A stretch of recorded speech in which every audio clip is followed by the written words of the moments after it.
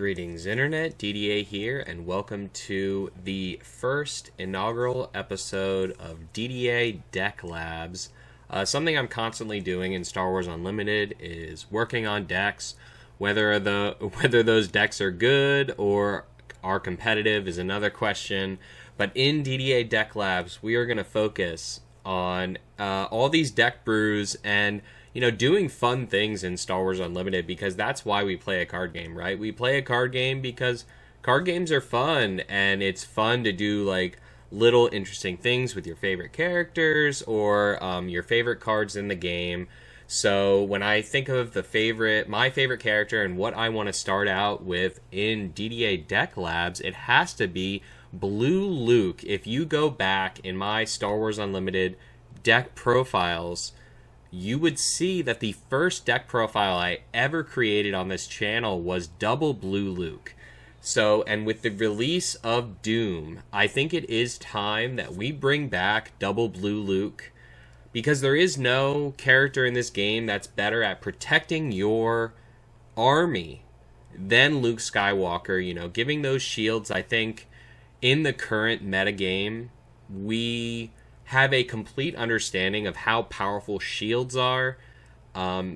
Bringing up characters like Kanan and Luke Skywalker, and even the Lando, I think, plays around with shields as well.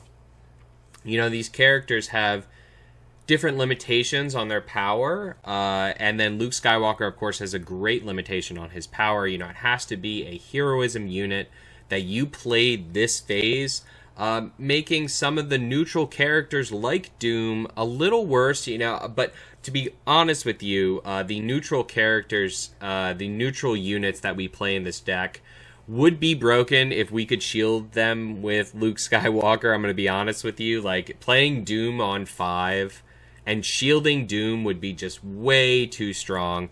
You could see Dume is actually sitting at 3 in this deck because this character, this unit, is so integral to the strategy of this deck, because I often talk about Blue's strengths and weaknesses. Oh, before I get into it fully, we got our Penn State blue and white. We got our blue shirt on.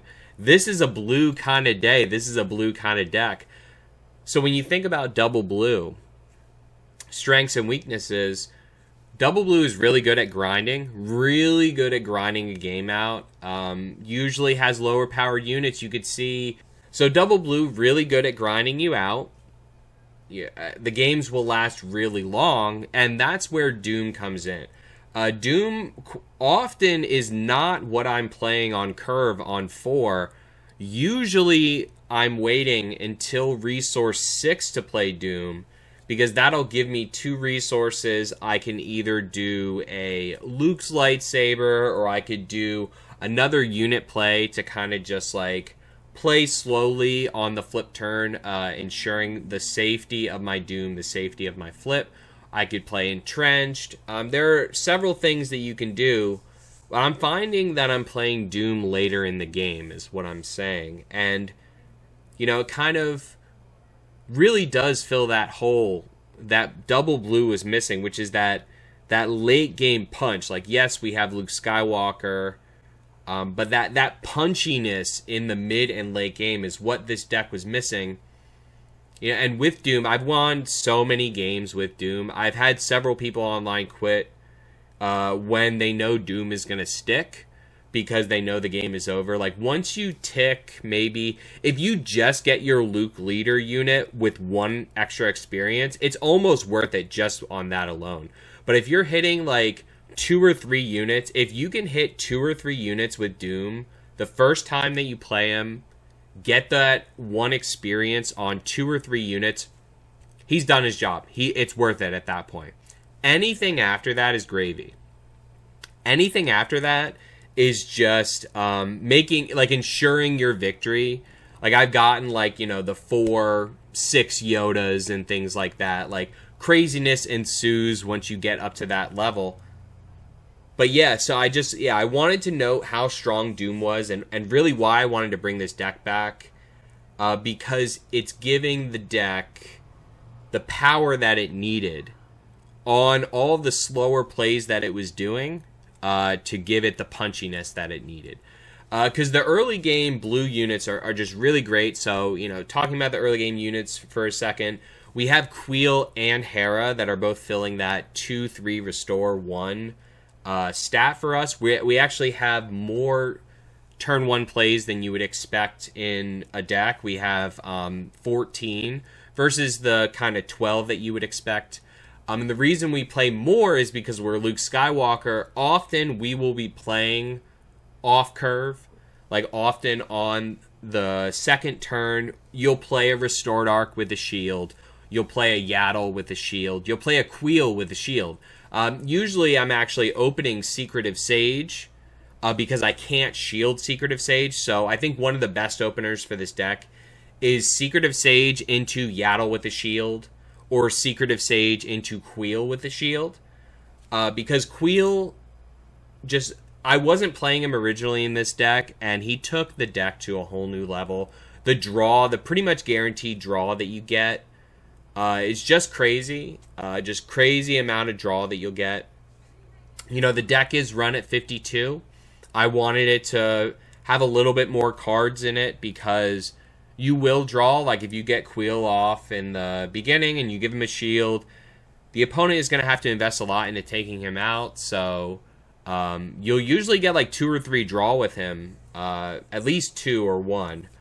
And then Hera, being able to pilot, I think I originally played 1 Hera in here, and mainly she's in here for the pilot.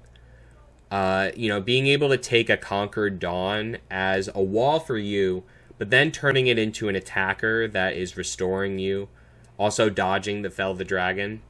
But mainly on Restored Arc, Hera just makes Restored Arc a beast. 2/6, Restore 2. Crazy. You'll just win some games. Like if you could stick that unit, you'll just win. That's a 6 damage swing on a Restored Arc. And then she only costs 2 to pilot, so keep that in mind. Like I've often done it on the 4 turn, the 4 resource, dropping another 2-drop as well. So this is Sentinel.deck. You'll see there are a lot of Sentinels. Village Protectors pull a lot of weight in here, dropping it with a double shield. We do play Chirrut as well at 3. You can't shield him. Again, another one of those neutral cards that would be broken if you could shield it. But you can shield it with Luke Attack. Keep that in mind because I have often just won games alone just by doing that, like dropping Chirrut on the 6th turn, and then, deploying Luke, playing a 2-drop, or dropping Luke's lightsaber on him, and then just running the field because it takes them usually 2 or 3 attacks to clear Chirrut.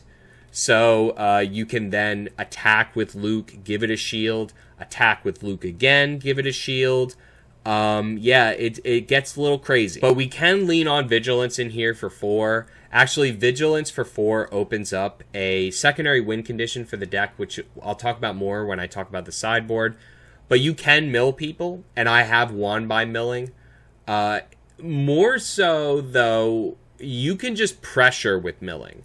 And I think you need to, the pressure of a win condition in this game should be kind of like talked about more of, because if me just simply pressuring milling and a milling secondary win condition, sometimes alone is enough against the control decks to make them play suboptimally. And then, you could take advantage of that further because your actual win condition is damage, but because you started milling with the Vigilance, now they need to hold restocks. They need to not resource other cards like their Bounty Hunter crews and things like that. And they may need to send a Bounty Hunter crew in, even though all my units are shielded. It's not taking anything out. You know what I'm saying? There's a lot in that matchup that you can do. Not necessarily you're going to win by milling, but just simply, you played 2 Vigilance and you milled them 12. Okay, now they need to start playing for the mill game, even though your board is now full of units. Another thing I found in this deck is, it goes heavy ground with Dume and Sentinels, but because of that, sometimes you'll just meet your opponent, and then you'll just kind of bounce off each other. You'll be at parity. And then I found that actually I was winning in space a lot, like with the Restored Arc and with the Red Squadron X-Wing. I found I was winning in space. That's why I actually added the second Hera, because originally I only played one Hera, but I added the second one in because I found I was winning in space a lot, that pilot to push damage, but also I added in the Ghost as a mid-game beater because I didn't really have a 5-drop, and I wanted a mid-game space beater because I found I was winning in space, and I like the idea of the Ghost, giving it shields, having it be like a soft sentinel, but also a beater for you. You know, put Hera on it, and it becomes crazy. Or Hera herself can be a sentinel if you shield the Ghost and things like that. So you have a little combos there. Mostly it's in here because it's a beater, like 5 power. And we are running Anakin in here with an out of aspect power of the dark side. So if you've been following how I've been doing competitively, I did top 4 with a Yoda red deck at New York City this past weekend. I was running out of aspect power in that deck. That out of aspect power actually came from this deck, but even further came from one of our teammates, Christian, who is on Luke right now, Luke Green, and plays out of aspect power with Anakin in that deck, and it's working out really well for him. So he recommended it to me. I added it into this deck, saw the power of out of aspect power. Then when I played Patrick with the GAR ECL deck, I saw the power of out of aspect power even more. So then I added into the Yoda deck. Out of aspect power is way better than Force Lightning out of aspect, I'm going to be honest. Force Lightning can do pretty cool things, but 9 times out of 10, the power is going to be better. There is that one scenario where Lightning is better. There are a few scenarios where Lightning is better. They're rare, though. Out of aspect power is, in general, better. And that's why I play 2 of them in here, because often it will be cheaper Rivals Fall. Sometimes you do still want that targeted I kill you card, which is why I do still have 2 Rivals Falls in this deck. But the power gives you a lot of that in situations. In my mind, you have the Sentinels, so the Sentinels are chipping away damage. You have Vigilance, so you can pick off little units. So you have like chip damage with Sentinels, picking off units with Vigilance. And then then the power is going to be there for you to take those big units, because you're kind of chipping all the little guys and vigilancing them and stuff like that. So I want to talk about the sideboard briefly. You see in there, we have some key choices. I think the best thing against control decks is Regional Governor, actually. In my double blue testing, I found you really needed that Regional Governor for the control matchup. So if you draw it early and it's your turn 1 play, like if you're forced into it, obviously you don't want to play this as your turn 1 play. But if you're forced into the control matchup, you name Power of the Dark Side. Again, not ideal, because they're just going to hold their powers until late game, and then they're going to kill the Regional Governor, and then they're going to power you 3 times. Like, that's what will happen. But the ideal play with Regional Governor in the Luke deck is actually one I've won very many control matchups with, is that you go hard until 7, and you develop this big board, and you're basically dangling a carrot in front of control decks, okay?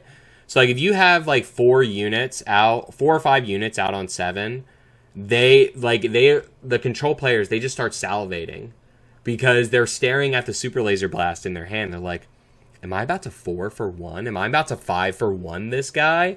And they go, claim. And then you have 2 resources left. What could he do for 2 resource? Well, I could drop Regional Governor, name Super Laser Blast, swing with Luke, shield the Regional Governor. And then now you're open fires. Now you have to take down, basically. You have to take down my Regional Governor, or you basically can't do anything. It puts them in a really, really, really tough spot. Because, if they were counting on that Super Laser, they're staring at, like, maybe 12 damage on the board after you just did, like, 10 or whatever.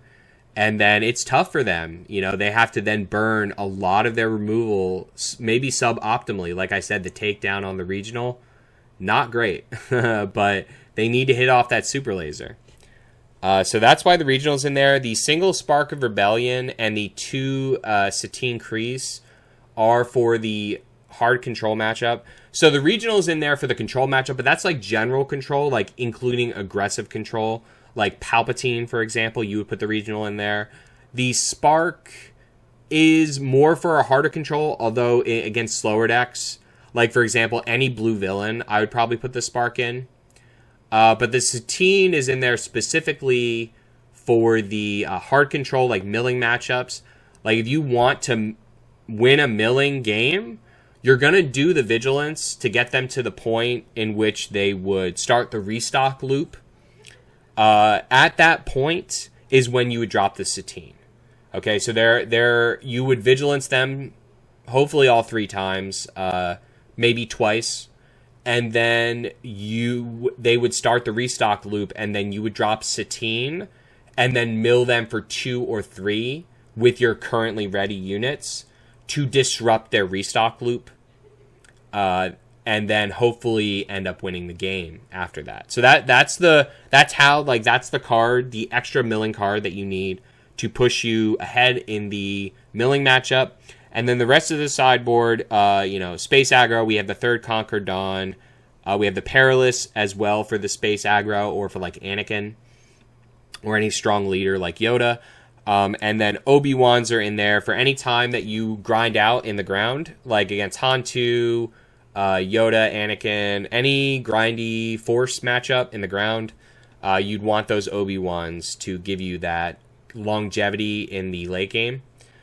So yeah, and that's the deck. It's been working out really well. I think I have a 65 or 70% win ratio in Carabas right now with this deck. It started out a little lower, like slightly above 50, but then when I made some changes, like adding in the Red Squadron X-Wings, those weren't originally in there. The Out of Aspect Powers weren't originally in there. Anakin's weren't originally in here. And the Ghost as well. I was really just trying out Dume, and Dume ended up being very, very strong. And Dume is strong enough to carry this as a double blue deck, I feel, which is why I have a lot of early game, because I like drop Dume and a Secretive, or Dume and a Yaddle, and if you hit your leader, so if you get the 2 units with the experience, your leader and the Yaddle, oh man, you're just set up for just a powerful end to the game. With the Anakins and the Out of Aspect Powers, this is a very strong deck. I would take this to a PQ. I have thought about taking it to a PQ. The only thing that scares me is the hard control matchup, which is why I dedicate so much of my sideboard to that matchup. But against any sort of like aggressive deck, you lean on Vigilance. Vigilance for 4 is broken. And there's so many Sentinels in this deck. So many good Sentinels in this deck. So this is the first episode of Didier Deck Labs. I have a ton of decks that I've been working on that I feel are semi-competitive. But I'm still like tinkering with them. So they're going to be considered Deck Labs versus like an official deck video that I'm putting out and saying, hey, this is a competitive deck. These may be tier 2. But I feel like they can compete because they are strong, especially this one. So if you like Luke Skywalker, if you just got your Luke showcase at Worlds and you've been looking for a deck to play Luke Skywalker in that really showcases Luke's abilities, this is the deck for you. So please hit that like button, hit that subscribe, and stay tuned for more deck techs and deck profile videos. We do have that Yoda video coming. I talked to Sonny. We are going to get him on next week after we both go to another round of PQs. So stay tuned for that. The Yoda Red deck tech is coming. So please stick with us and enjoy all the great SWU content.